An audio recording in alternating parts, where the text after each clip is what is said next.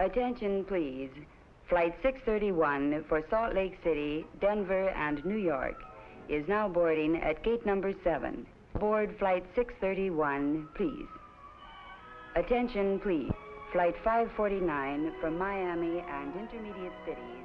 Now Down to Boston, over to El Paso, into Chicago, out to Portland, Oregon. 9.5 hours from coast to coast. 4.5 hours from Jackson, Mississippi to Detroit, Michigan. North, south, east, west. There are 27 scheduled airlines. There are almost 600 airline stops. Every major city, every state in the 48 touched on by the unseen high roads of the sky. The easiest method of travel yet devised by man. America travels the air about its business, casual and matter of fact. Businessmen in particular travel the airlines, buying, selling, developing, and organizing. The man with the briefcase, weaving the pattern of American business, carrying contracts and plans and specifications, breaking bottlenecks, meeting deadlines. The American businessman, transferring from airliner to air taxi, from one airplane to another, flying on to smaller towns, to plants and mines and mills, using the air taxi as the quickest and most efficient means of reaching his destination. Air taxis are convenient. Privately owned and operated, they are comfortable airplanes piloted by experienced and able men. There are more than 1,500 such operators licensed to carry people and property. Air transportation is their business. Ground transportation is also being provided for by many airport operators.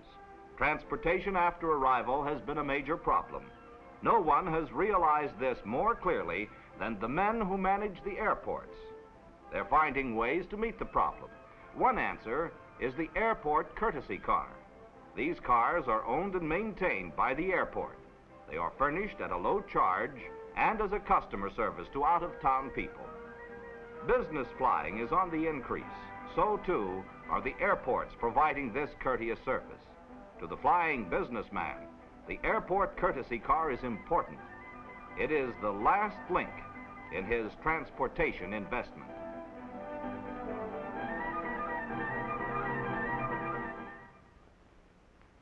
American business firms have more airplanes and do more flying than any Indian group in the world. Both civil type and military type airplanes have been converted into flying offices. These offices move over the country at speeds of from 150 to 300 miles an hour. More territory covered, far less travel time involved, and work goes on during the flight. They go when they wish and where they wish. They do business as usual in the comfort and privacy of the company-owned airplane.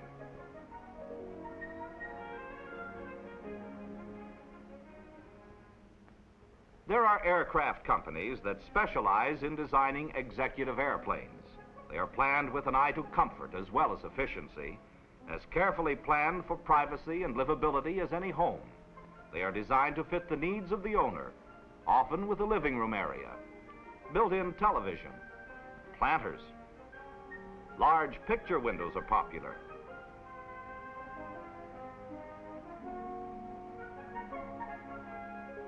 Cabins and vestibules are soundproofed with sound-absorbing material.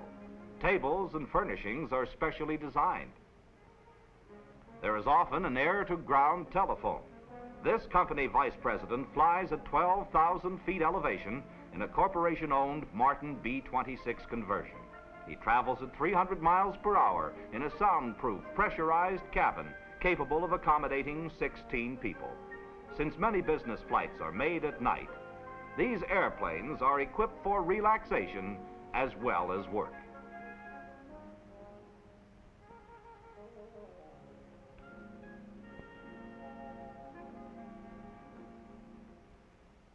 Countless businessmen fly their own airplanes.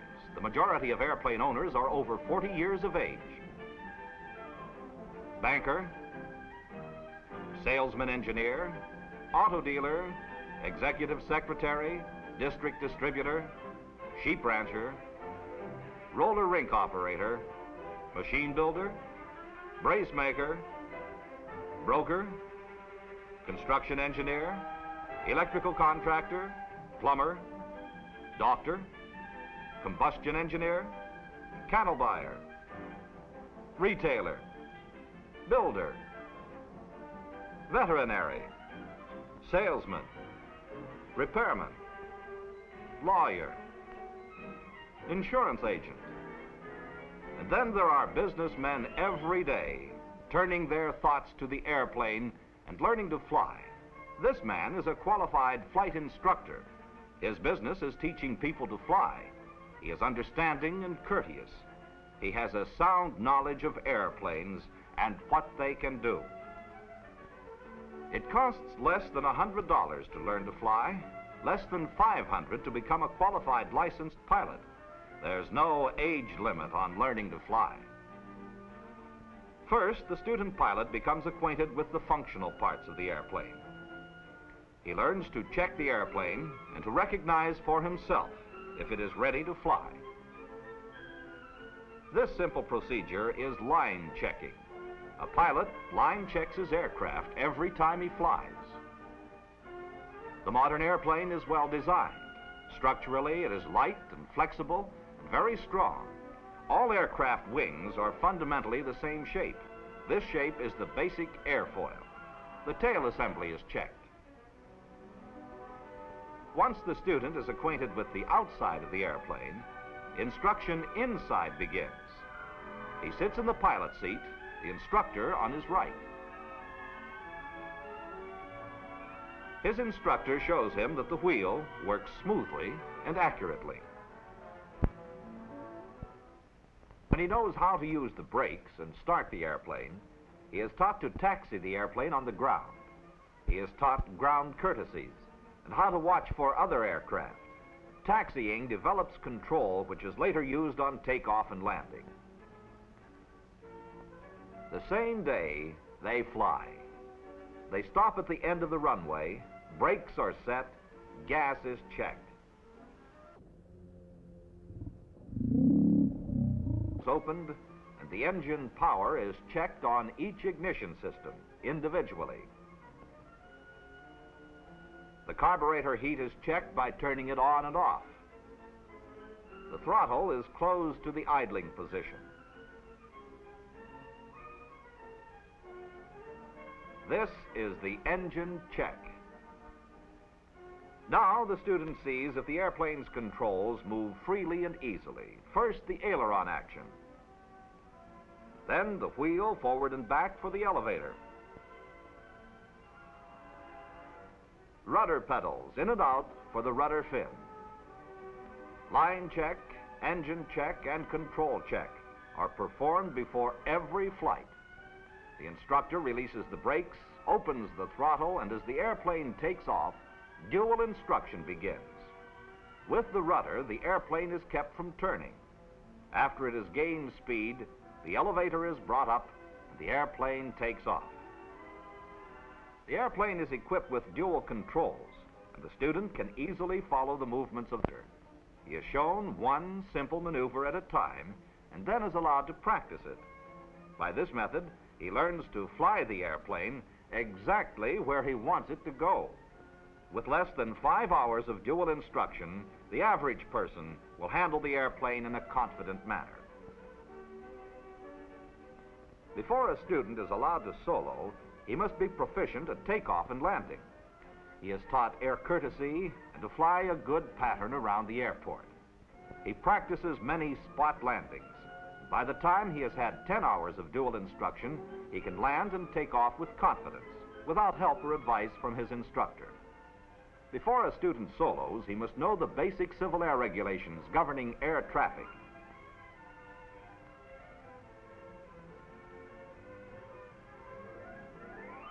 When the instructor is satisfied that his student knows the simple regulations and that he is capable of flying the airplane alone, he asks him to make 3 takeoffs and 3 landings.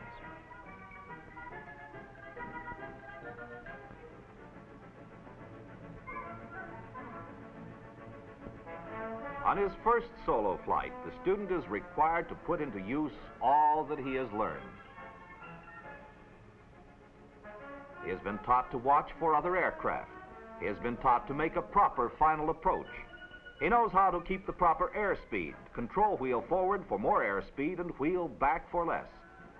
As he approaches the runway, he slows down. And as the airplane touches the ground, the control wheel is all the way back. After 40 hours of mixed dual and solo flying, he passes the regulation flight check. He takes a written examination which assures that he understands the basic principles of map reading, weather, and flight. His instructor checks him out in other airplanes. Now, a qualified licensed pilot, the businessman is interested in finding the specific airplane that will meet his needs. His hours in the air while learning to fly and while taking his cross-country flight instruction have been planned to do double duty. Each flight has been a business trip. His travel time has been cut 80%. He knows exactly how airplane ownership will benefit him. American aircraft designers and manufacturers are developing new airplanes. The Aero Car, both ground vehicle and airplane.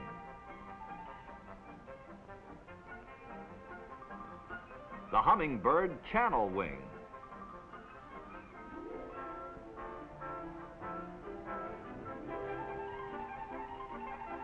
"90% of all airplane owners pilot their own airplanes. They use executive types such as the Aero Commander, the 4 or 5 place 310 Cessna, manufactured in Wichita, Kansas.